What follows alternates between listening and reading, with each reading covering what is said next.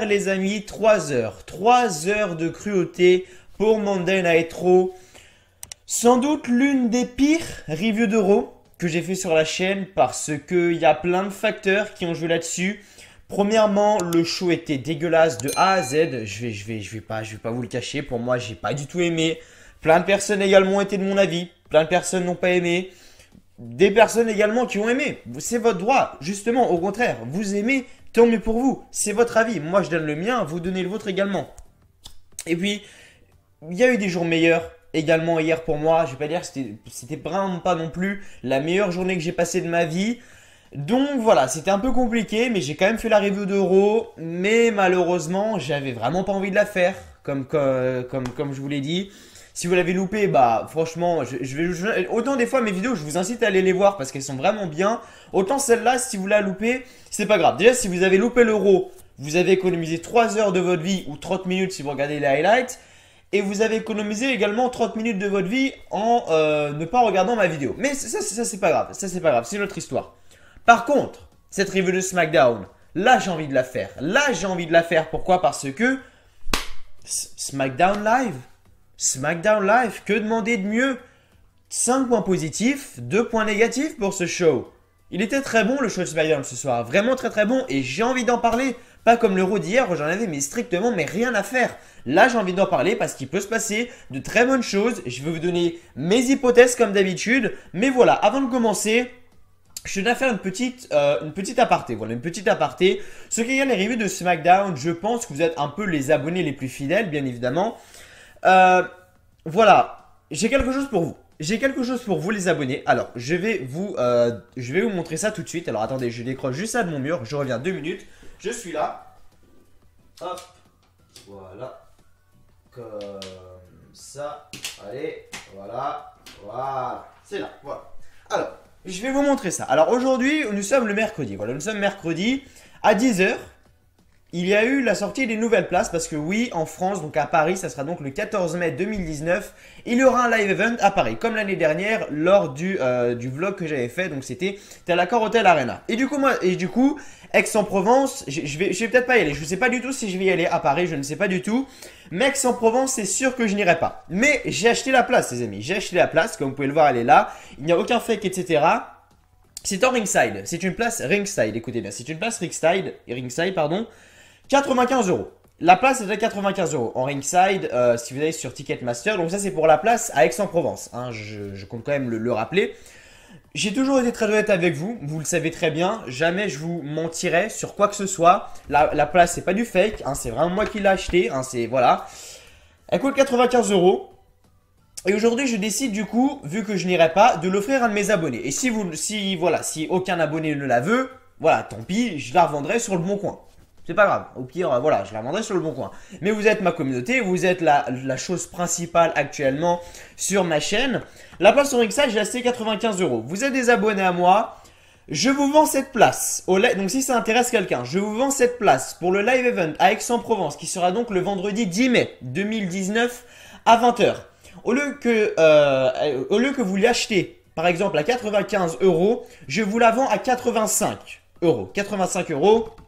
C'est en ringside, voilà. Donc pour ceux qui ne savent pas ce que c'est le ringside, en gros si vous êtes au 2e, 3e rang, voire peut-être 1er rang, juste devant les catcheurs en fait, sur la rampe d'entrée. Voilà, moi ma place c'est là où je l'ai acheté, sur la rampe d'entrée. Si vous voulez voir à peu près où vous serez situé, n'hésitez pas à aller voir mon vlog à Paris cette année. Donc le vlog s'appelle Vlog WE Paris 2018, un kiff ou un truc comme ça. Et je pense que vous avez pu voir que j'étais vraiment très très bien placé au niveau des entrées des catcheurs, etc. Je touchais les catcheurs, je tapais dans les mains des catcheurs, etc. Donc voilà, c'était vraiment assez sympa. Et j'ai également la même place pour Aix-en-Provence, mais du coup je l'ai acheté un petit peu trop tôt. Pour pas vous mentir, je savais pas qu'ils allaient faire un live event à Paris et je ne savais surtout pas que j'avais un putain de truc de prévu très important également le 10 mai. Du coup voilà, je vous la vends. Donc si quelqu'un est intéressé, n'hésitez pas à venir me voir. Soit vous m'envoyez un message sur YouTube en commentaire, vous me dites voilà Mathieu, je suis intéressé pour la place. Je vous répondrai également. Ou sinon pour aller plus vite, soit vous m'envoyez directement un message sur Twitter. Voilà, donc c'est juste au-dessus, voilà, sur le layout. Twitter ou Snapchat, vous m'envoyez un message et on va s'arranger. Voilà, on va s'arranger pour que je vous vende la place. Au lieu de 95 €, vous l'aurez à 85, voire même 80. Je peux même la descendre de 15 €. Voilà, vraiment. Vous êtes ma communauté, je peux peut-être la descendre de 15 euros. Je vous aime énormément, vous savez que vous comptez énormément pour moi. Donc voilà, je ne vous fais pas de coup de pute. Voilà, je préfère vous prévenir que du coup, voilà, cette place Aix-en-Provence ne me sert à rien. Voilà, je vais la laisser en vente. Je vais peut-être le rappeler dans toutes les vidéos jusqu'à à peu près décembre, je pense. Et si décembre, elle n'est pas vendue, enfin, si aucun de mes abonnés en décembre n'est intéressé pour cette place, voilà, début janvier, je la mettrai en ligne sur le Bon Coin, les amis. Du coup, voilà, n'hésitez pas vraiment, vous avez une place à moins 15, quasiment 10, voire 15 euros moins cher grâce à moi. Donc voilà, je pose ça là. Vous n'hésitez pas à me dire en commentaire YouTube si vous voulez cette place ou pas. Et n'hésitez pas également à me le dire directement sur Snapchat ou Twitter. Si vous m'avez également, si vous êtes intéressé pour la place, si par exemple vous voulez m'appeler ou quoi, ça vous pouvez également. Si vous croyez que c'est du fake ou quoi, il n'y a pas de problème. Vous pouvez m'ajouter sur Twitter, on parle. Si vous êtes vraiment intéressé, vous me donnez votre numéro de téléphone, je vous appelle. Si par exemple, je sais pas, vous êtes jeune et que vos parents ne me croient pas ou quoi, vous pouvez m'appeler, vous pouvez me passer vos parents ou quoi. Vraiment, moi, il n'y a pas de problème. Il n'y a aucun fake dedans. Bref, en tout cas, voilà. Je vends cette place qui est donc en ringside, donc vraiment dans les premiers rangs. La place est à 95 euros, mais je peux la faire à 85 ou 80 euros si vous êtes vraiment intéressé. Donc voilà, si vous êtes vraiment intéressé pour ça, ça sera donc à Aix-en-Provence. Donc c'est plus pour les sudistes. N'hésitez pas à me dire ça en commentaire YouTube, sur Twitter ou sur Snapchat. Et si personne n'est intéressé, début janvier, je la mettrai donc sur le Bon Coin. Bref, j'arrête de parler de tout ça. Maintenant, on va parler un petit peu de SmackDown parce que c'est un peu le but. Hein, c'est un peu le but. Alors attendez, je bois juste une petite gorgée avec ma magnifique tasse Charlotte Flair qui a été offerte par un abonné. Bonjour Giovanni.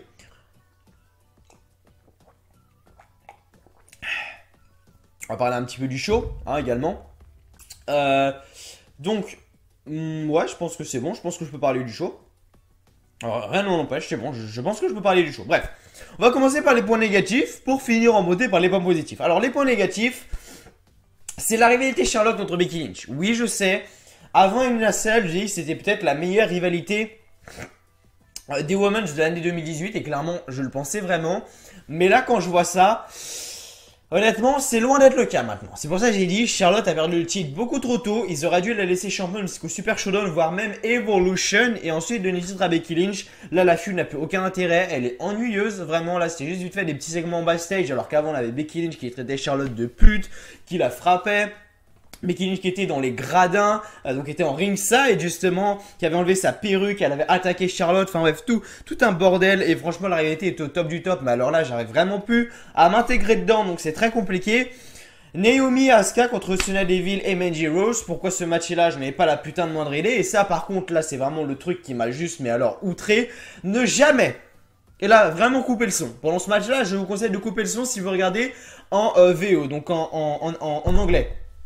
Les iconiques Peyton Royce et Billie Kay étaient à la table des commentateurs. Alors, soit là, il y a deux choix. Soit vous coupez le son, soit vous bouchez vos oreilles et vous regardez juste le match. Parce que vraiment, avoir Peyton Royce et Billie Kay, les meufs les plus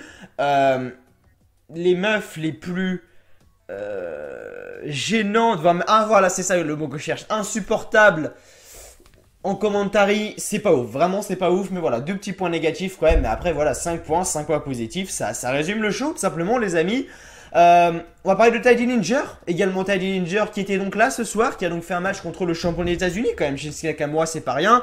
Et il s'est fait attaquer par Randy Orton. Alors là, vous allez dire, putain, mais Teddy Ninja, il se fait encore enterrer par Randy Orton. Le mec se fait enterrer, c'est chiant, etc., etc. Ok. C'est vrai. De ce point de vue-là, c'est vrai. Mais quand on y réfléchit bien. Après le match, Randy Orton a été justement interviewé, si je peux dire ça comme ça, en backstage. Et le mec lui a dit, Randy, est-ce que Teddy Ninja c'est ta prochaine victime? Parce que quand il avait mis justement le tournevis dans l'oreille de Jeff Hardy à Hell in a Cell, qu'il avait enregistré le tournevis là dans l'oreille de Jeff Hardy, et qu'il a dit, ça c'est rien comparé à ce que je ferai à ma prochaine victime. Je me disais putain ça va être Teddy Ninja, mais finalement je ne pense pas, et c'est ce qu'a dit justement Randy Orton, que ça n'est pas être sa prochaine victime, mais qu'il en avait juste marre des chants de la foule 10-10-10. Alors déjà ça honnêtement, Teddy Ninja depuis qu'il arrive au main roster, on l'a même pas vu 10 fois à tout casser, sans déconner, il a même pas fait 10 matchs je pense depuis qu'il arrive au main roster. Donc et ça fait combien de temps? Ça fait beaucoup plus d'un an qu'il est au main roster maintenant Teddy Ninja. On l'a vu même pas une dizaine de fois. Donc les chants 10-10-10, on n'a pas eu vraiment l'occasion de les voir. Donc ça c'est pas vraiment un argument, un bon argument. Mais bon, ça c'est pas grave. Je pense que à partir du moment où Randy Orton attaque quelqu'un, que ce soit un teint jobber ou quoi, c'est que la WWE ont quelque chose en vue pour cette superstar. Que ce soit Teddy Dillinger, que ce soit, je sais pas moi, Kurt Hawkins, peut-être plus tard, même si bon, Kurt Hawkins c'est un héros, mais ça c'est notre histoire. N'importe qui, je pense que la WWE ont quand même des plans. Voilà, ils vont offrir quand même le match. Je pense que le match à Dillinger contre Randy Orton va arriver. Alors quand, je ne sais pas du tout, je ne peux pas vous le dire. Mais voilà, ça... Excusez-moi, mais voilà, ça va arriver vraiment prochainement, je le pense.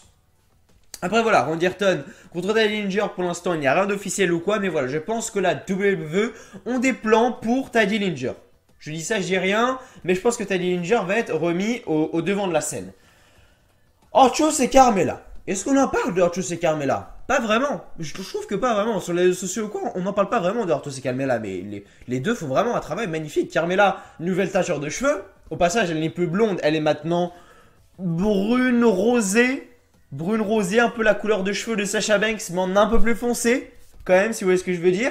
Et franchement, c'est stylé. Vraiment, c'est stylé. J'aime beaucoup la couleur de cheveux de Carmella. Et ça, on avait donc R-Truth et Carmella pour le Truth TV. Et les deux sont vraiment géniaux. Les deux sont vraiment géniaux. Et R-Truth, c'est juste, mais à mourir. Merde. Oula, je crois que j'ai bougé le micro. Attendez. Petite vérification avant que je vois qu'à la fin de la vidéo, ça n'a pas marché. Non, c'est bon, ma voix a l'air de tout fonctionner. Donc c'est bon. Du coup, qu'est-ce que je disais? Oui, voilà, R-Truth, vraiment très drôle. Et Carmella également avec lui en accompagnatrice, c'est vraiment très drôle. Ils se sont mis à danser comme ça pendant le Truth TV. Et franchement, c'était un segment assez drôle. Je me dis, mais putain, pourquoi R-Truth, ils l'ont autant laissé sur la touche depuis au moins 2 ans, hein.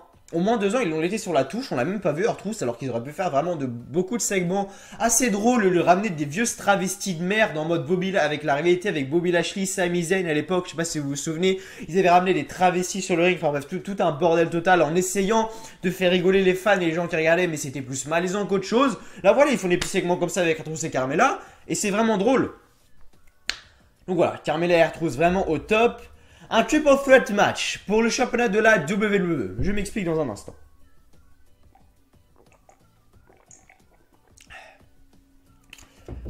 Alors, la semaine dernière, dans la review de SmackDown, on nous a annoncé, enfin la semaine dernière, du coup même à SmackDown, on nous a annoncé que le gagnant du match The Miz contre Daniel Bryan au Super Showdown, le gagnant allait affronter donc le champion de la WWE. Donc peut-être qu'après le Super Showdown, ça sera soit Samoa Joe, soit AJ Styles. Ça sera l'un des deux, ça c'est sûr. Bon, jusque-là, tout va bien. Je pense, et j'avais dit justement que le Miz avait gagné du coup à SummerSlam et à Hell in a Cell. Du coup, je ne pensais pas du tout, et je ne pense, enfin, pas que je ne pensais pas du tout, mais voilà, je ne pensais pas du tout qu'il allait gagner du coup au Super Showdown. Mais maintenant, quand j'y réfléchis bien, je me dis que ça peut se finir en match no contest. Aucun gagnant, donc Miz et Bryan gagnent tous les deux le match ou perdent tous les deux le match. Et du coup, ou en gros match nul si vous préférez. Et du coup, ce qui se passe, c'est que du coup, après le Super Showdown, donc le show qui se rappelle le Super Showdown, c'est quoi? On a Super Showdown, on a Evolution après, ça doit être le Crown Jewel peut-être, sans doute. On aura peut-être un triple threat match lors du Crown Jewel entre The Miz, Daniel Bryan et AJ Styles ou Samoa Joe. On sait toujours pas. Donc voilà, pour moi, ni l'un ni l'autre va gagner. Du côté du Super Showdown, pour moi, ça sera soit... pour moi, ça sera donc Daniel Bryan contre le Miz, contre AJ Styles ou Samoa Joe pour le championnat de la WWE. Hâte de voir tout ça, mais en tout cas, ça peut vraiment être très très intriguant. Ensuite, également un point positif, et un point où je suis vraiment à fond dedans, c'est l'histoire de Aiden English sur Lana. Ce soir, on a un segment. Ce soir, on a un segment avec Rusev qui dit voilà, la semaine dernière, Aiden English m'a trahi. Il m'a pas dit pourquoi, sans aucune raison. Donc, je l'invite à venir sur le ring pour me dire ce qui s'est passé. En gros, Aiden English, il dit mais mec, c'est pas de ma faute. Tu sais pas à quel point t'étais over, t'étais l'un des mecs les plus appréciés. Mais voilà. Et on m'appelle encore en pleine vidéo, bordel. On peut pas me laisser tranquille 2 minutes, sérieusement. Non, bref, je rigole, bien évidemment. On m'a appelé, du coup, voilà, la caméra a coupé. On a l'habitude maintenant chez W Live France, bref. Donc, je disais, voilà, je parlais donc de Rusev, de Aiden English, de Rusev qui, du coup, a demandé des explications à Aiden English. Et en gros, Aiden English, attendez, je vais retrouver la ligne, comme ça sera beaucoup plus simple. Voilà. En gros, Aiden English, voilà, il dit... qui voyait du potentiel en Rusev alors qu'il tournait en rond. Rusev est devenu le catcheur le plus aimé de la WWE, etc., etc. Et ensuite, du coup, Aiden English a présenté des vidéos sur la carrière, de Rusev. Aiden English dit que lui et Rusev étaient géniaux. ce qui n'est pas totalement faux. Rusev et English, moi j'adorais cette équipe. À WrestleMania, tout le monde chantait pour eux. Ils étaient destinés à devenir des légendes. Mais qu'est-ce qui est arrivé? Aiden English dit que Lana est arrivée. Tout ce trouble a été causé par Lana. Et ce qu'a mentionné Aiden English, et ça c'est vraiment très très important, à un moment, Aiden English a dit Rusev, je doute vraiment de la sincérité de Lana. Rusev a dit non, moi j'en doute pas. Et Aiden English a dit bah si Lana est si honnête, va-t-elle te dire à propos de ce fameux soir à Milwaukee? Et Aiden English est reparti en coulisses. Aiden English est reparti en coulisses. Et là, à partir de ce moment-là, qu'est-ce qui va se passer la semaine prochaine? Juste après dans la soirée. Juste après dans la soirée, attendez que je retrouve la ligne. Voilà, on demande à Aiden English plus de détails sur les événements à Milwaukee. Aiden English dit que non, pas maintenant. Il aura plus de preuves la semaine prochaine avec une vidéo. Raison pour laquelle je vais regarder SmackDown la semaine prochaine. Bref, voilà, vraiment segment assez sympa. Et ensuite, voilà, le dernier segment de la soirée. Samoa Joe qui était vraiment à la maison de AJ Styles. À la maison de AJ Styles. Voilà, vraiment. Qu'est-ce que je voulais que je vous dise? Magnifique, vraiment magnifique. Et il y a un abonné qui est venu me voir sur Twitter et qui m'a dit putain, Mathieu, c'est. La WWE, ils ont fait de la merde parce qu'ils ont coupé au moment où Samoa Joe allait rentrer chez Wendy. Elle est rentrée du coup chez AJ Styles. Non, au contraire, c'est une très bonne idée parce que là, justement, ils nous font ça. Et moi, personnellement, ça me dit, voilà, putain, qu'est-ce qui va se passer? Et je suis obligé de regarder du coup ce qui va se passer la semaine prochaine. C'est une entreprise, la WWE avant tout. Il faut qu'ils pensent à ça. Donc moi, je trouve que c'est une très bonne idée. N'hésitez pas vous également à me donner votre avis dans les commentaires. Moi, je trouve que c'est une très bonne idée qu'ils aient coupé et qu'on aura du coup la suite la semaine prochaine de ce qui s'est passé du coup avec dans la maison de AJ Styles, etc. Après moi, c'est mon avis personnel, n'hésitez pas vous également à me donner le vôtre. Voilà, en tout cas, merci à vous d'être sur cette review de SmackDown Live. J'espère qu'elle va vous plaire autant. Du coup, voilà, je tiens également à dire que, voilà, comme j'ai dit hier dans ma review de Raw, il y aura une très grosse vidéo qui va arriver, qui va s'appeler l'avenir de la chaîne. L'avenir de la chaîne, la vidéo va sortir après le Super Showdown, juste après le Super Showdown. Et vraiment la chaîne va se métamorphoser. Alors ça va être encore du catch, ça va parler catch, etc. Mais voilà, il y aura vraiment un très gros changement. Et voilà, je suis vraiment en train de tout marquer sur un papier. Vraiment, j'ai fait des lignes et des lignes et des lignes pour trouver pas mal d'idées de ce que je pourrais faire. Et franchement, ça s'annonce vraiment pas mal. Ça s'annonce vraiment pas mal. Il y aura un nouveau décor en fond. C'est pour ça que j'ai acheté ça. Alors attendez, je vais vous montrer. C'est pour ça que j'ai acheté ça. Voilà, vous êtes en train de vous demander, mais qu'est-ce que c'est, Mathieu? Alors ça s'appelle tout simplement des LED. Je sais pas si vous savez, bon, j'ai pas encore installé, hein, bien évidemment. Mais voilà, en gros, ça s'appelle des LED. En gros, vous pouvez voir que, je sais pas si vous regardez des fois les gros youtubeurs quand ils ont, voilà, des fois des fonds genre rouges illuminés, etc. Et bah c'est parce qu'ils ont les LED, tout simplement. Et moi, je viens de m'acheter des LED également. Il faut juste que je les installe pour me faire un joli fond, etc. Ça sera pas ce fond-là, carrément. Je vous en dis pas plus. Je vous en dis pas plus. Si vous connaissez la chaîne C'est ça le catch et que vous regardez les pronostics et les reviews de Suri Stradamus et qu'est-ce qui s'est passé donc dans les reviews de Suri, en gros, ça va ressembler à ça. Je vous en dis pas plus. Ça sera plus du plagiat French Facing Beast, maintenant ça sera plagiat, tu plagiat c'est ça le catch. Bref. Petite gorgée, et on est parti tout de suite pour les résultats de SmackDown. Avant de commencer, n'oubliez pas de lâcher le petit like, petit pouce bleu qui fait toujours extrêmement plaisir, de vous abonner à la chaîne WWE France. Objectif 10 000 abonnés. Il n'y a que vous qui pouvez m'aider à atteindre cet objectif et qu'on atteigne cet objectif ensemble. Ça fait toujours plaisir. Oh putain, j'avais de travers.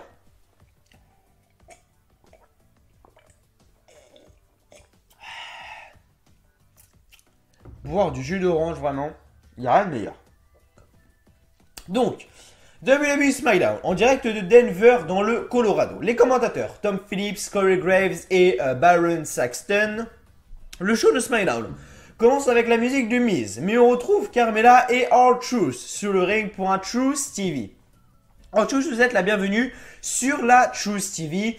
Et R-Truth vous présente sa partenaire, la princesse de New York, Princess of State in Ireland, Carmella. Leur invité spécial ce soir, c'est donc Daniel Bryan. Donc Daniel Bryan arrive sur le ring. R-Truth dit qu'il voulait que Bryan soit son premier invité. Il a beaucoup de questions pour lui. R-Truth demande comment c'était de battre Miz et de faire un pas de plus vers le titre de la WWE mardi dernier. Daniel Bryan dit que ce show est déjà bien meilleur que le Miss TV. Carmela Le Coupe dit que c'est le moment. Je vous dis que c'est le moment de la pause danse. Et donc là, Ortrousse et Carmela commencent à danser. Regardez Carmela danser. Hein, regardez Carmela danser. C'est pas mal. Commence à danser pendant 15 secondes. Et Ortrousse donc invite Daniel Bryan à reprendre donc sa réponse. Bryan redit que la Choose TV est tellement au-dessus de la Miss TV. The Miz arrive sur la scène et demande ce que Choose fait. La foule chante Choose TV, Choose TV. Choose dit que The Miz veut retrouver son show, il peut venir se battre. Carmela et R-Truth refont une danse de 15 secondes car c'est une nouvelle pause danse. Donc les deux redansent, etc. Le Miz qui est en coulisses et arrête Paige. Miz dit que c'est une blague. Pourquoi remplacer le Miz par cette merde? Elle doit aller lui dire que Choose TV est supprimé. Paige dit que si Miz veut retrouver son show, il devrait aller se battre pour l'avoir. Et donc le Miz retourne sur la scène. Après, ce qui est dommage, c'est que du coup on a le match. Et malheureusement le Miz gagne. Donc en gros il fait un étranglement des yeux en Truth. Il fait son skull crushing finale. Et ensuite il fait un running knee pour le compte de 3. Donc le Miz gagne ce match. Après du coup le combat, donc Daniel Bryan monte sur le ring. Et le Miz donc prend la fuite. Ensuite on nous présente une vidéo de plus tôt aujourd'hui où Charlotte Flair était en séance photo, mais Becky Lynch la frappe dans le dos. Becky Lynch enchaîne les coups et dit que les gens veulent des photos de la championne. Les commentateurs annoncent que Charlotte a été renvoyée à la maison par le médecin suite à l'attaque. Bref, donc voilà, vraiment là, rien de spécial. Vraiment, comme je dis, la rivalité entre Charlotte et Becky Lynch est vraiment pas exceptionnelle. Je préfère largement avant et comme j'ai dit, le titre a été lâché beaucoup trop tôt. Le titre de SmackDown aurait dû rester sur Charlotte et il aurait dû être sur les épaules et autour de la taille de Becky Lynch. Après, voire même pendant Evolution, parce que c'est beaucoup trop tôt. Bref. Ensuite, on a eu un match du coup Sheamus accompagné de Cesaro contre Biggie. Sheamus a gagné avec un Brogue Kick. Bon, ça, j'en ai pas grand chose à faire car on sait très bien que les deux équipes vont s'affronter au Super Showdown. Et voilà également un point positif que j'ai oublié de souligner. À Raw, on aura 0 titre défendu. À SmackDown, tous les titres seront défendus. Titre par équipe de SmackDown défendu. Ah, peut-être pas le titre des États-Unis. Peut-être pas des États-Unis, on sait pas encore. Mais voilà, titre par équipe de SmackDown défendu. Titre des femmes de SmackDown défendu. Et championnat de la WWE défendu également. Alors, Caro, titre des femmes pas défendu. Titre par équipe pas défendu. Titre universel pas défendu. Et titre intercontinental pas défendu. Il y a 5 titres à Raw. En comptant les 2 titres par équipe. Il y a 5 titres à Raw. Il y en a 4. Je vous dis bien, il y en a 4. Qui sont dans le main event, les championnats par équipe, le championnat intercontinental et le championnat universel. Pour vous dire à quel point. Mais bon bref, ça c'est une autre histoire. Donc en coulisses, Paige est avec AJ Styles et lui dit qu'il ne faut rien détruire ce soir. AJ dit qu'il est seulement là pour signer le contrat. S'il détruit quelque chose, ça sera donc Samoa Joe. En coulisses, donc Lana conne à la porte de Rusev et Rusev dit qu'il veut seulement savoir pourquoi Aiden English l'a attaqué. Et il se dirige vers le ring. Et là en gros voilà, c'est vraiment, je vous ai un petit peu tout résumé tout à l'heure. Voilà, on a eu la promo de Rusev avec Lana qui est donc arrivée donc sur le ring. Bref, donc Rusev a dit qu'il voulait des explications de Aiden English, blablabla. Et le truc important c'est que du coup après Aiden English est arrivé. Et il a dit voilà, notre équipe était destructive, on aurait pu être des légendes, etc. Et tout ça a été gâché par Lana. Mais juste avant de dire que tout ça a été gâché par Lana, il a dit une phrase vraiment très intéressante. Il a dit Rusev était un super athlète, mais personne ne se préoccupait de lui. Et ça, c'est une phrase exceptionnelle parce que c'est totalement vrai. Rusev, à l'époque de... Ouais, quand il commençait à être over avec les fans, au début de l'année 2018, quand il a justement créé le mouvement Rusev Day, le mec était over as fuck, vraiment. Et les officiels, mais s'en foutaient de lui, ils ne le mettaient même pas pour un round potier des États-Unis. Vraiment, c'est comme si il se passait strictement rien. Et là, ils l'ont mis justement dans la course titre il n'y a pas si longtemps que ça. Ouais, c'est ça. Ils l'ont mis dans la course titre de quoi déjà?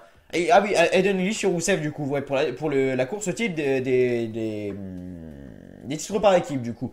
Bon, certes, ça n'a pas duré vraiment longtemps, mais ils ont été quand même dans une course là. Mais voilà, quand ils étaient over as fuck avec les fans, Rusev, personne ne se préoccupait de lui. Et Aiden English l'a souligné et c'était vraiment très important. Et en gros, voilà. Après, donc, Aiden English dit fais gaffe, Rusev, Lana n'est pas sincère avec toi. Rusev a dit non, mais j'ai 100% confiance en Lana.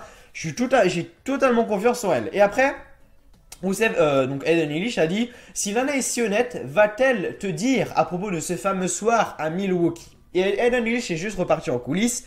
Et donc, comme j'ai dit, Vraiment, c'est la chose pour laquelle je vais regarder SmackDown la semaine prochaine. Qu'est-ce qui s'est passé ce fameux soir à Milwaukee? Est-ce qu'il y a eu une liaison entre justement Aiden English et Lana pendant ce fameux soir? Est-ce que Lana a trompé Rusev? Je pense que c'est une histoire d'amour, vraiment. Je pense que soit Lana a trompé Rusev avec Aiden English, soit Lana a trompé Rusev avec une autre superstar ou quoi. Aiden English était présent. Enfin bref, vraiment, j'ai vraiment hâte de voir ce qui va se passer, vraiment.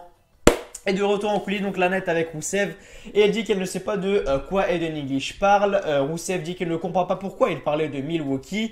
Becky Lynch arrive et dit que Lana devrait se limiter à l'histoire de Milwaukee et abandonner son idée de venir combattre si elle ne veut pas finir comme Charlotte. Après, comme j'ai dit, voilà, tag team match, Naomi contre Asuka, Naomi et Asuka contre Mandy Rose et Sonya Deville, bref, strictement rien à faire. Naomi et Asuka gagnent avec les iconiques à la table des commentateurs, bref, comme j'ai dit, j'en ai pas grand chose à faire. Teddy Dillinger contre Shinsuke Nakamura. Teddy Dillinger gagne le match par disqualification quand même. Donc Randy Orton, comme j'ai dit, il est parti l'attaquer, il a défoncé Teddy Dillinger. Après du coup, Teddy Dillinger était complètement sonné. Shinsuke Nakamura a rajouté une gauche avec un Kinshasa et Teddy Dillinger s'est cogné contre vous savez, le rebord du ring. Vraiment, ça doit vraiment faire mal. Après, on a eu du coup un petit segment en coulisses avec Randy Orton qui a donc marché. On lui demande pourquoi avoir attaqué Teddy Dillinger et est-ce que Teddy Dillinger est sa prochaine victime. Randy Orton a dit non, c'est pas ma prochaine victime. J'étais énervé à cause des thèmes de la foule. Comme j'ai dit, Teddy Dillinger est arrivé il y a plus d'1 an dans le main roster et on l'a pas vu énormément. Donc en quoi est-ce qu'il était frustré? Je ne sais pas, mais en tout cas voilà, s'il était frustré, écoutez, c'est comme ça. Après on a eu un match, bon, sans intérêt, mais bon, le match était quand même là. Lana contre Becky Lynch a gagné avec son 10 Armor, pas grand chose à faire parce que je pense pas qu'on aura Lana contre Becky Lynch au Super Showdown. Donc est-ce que ce match ne me n'inquiète pas? Je ne sais pas, mais en tout cas, voilà, j'en avais pas grand chose à faire. En coulisses, on demande justement, voilà, comme je vous l'ai dit tout à l'heure, on demande à Aiden English plus de détails sur les événements à Milwaukee. Aiden English dit que non, pas maintenant, il y aura plus de preuves la semaine prochaine avec une vidéo. Et donc, comme je l'ai dit, voilà, c'est la raison pour laquelle je vais me dire, putain, je dois regarder.